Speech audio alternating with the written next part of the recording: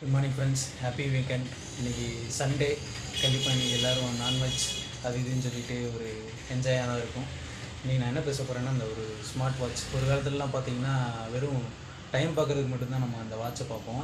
ஆனால் இந்த வாட்ச் இன்றைக்கி நமக்கு சொல்கிறது என்னென்னா, நீங்கள் வெறும் கையில் மட்டும் கட்டிக்க, உங்களோட ஆக்டிவிட்டீஸ் என்னன்றதை நான் சொல்கிறேன் அப்படின்னு சொல்லுது. உங்களோட ஸ்டெப்ஸ் எவ்வளோ அப்படின்றது கால்குலேட் பண்ணுது. நீங்கள் தூங்கலைன்னா உங்களுக்கு ரிமைண்ட் பண்ணுது. உண்மையிலேயே நான் இப்போது லாஸ்ட் வீக் வந்து மந்த் எண்டு, நான் ஒரு மார்க்கெட்டிங் ஃபீல்டில் இருக்கேன். மந்த் எண்டு சரியாக தூங்கவே இல்லை. ஆனால் இது சொல்லுது, எனக்கு ரிமைண்ட் பண்ணுது.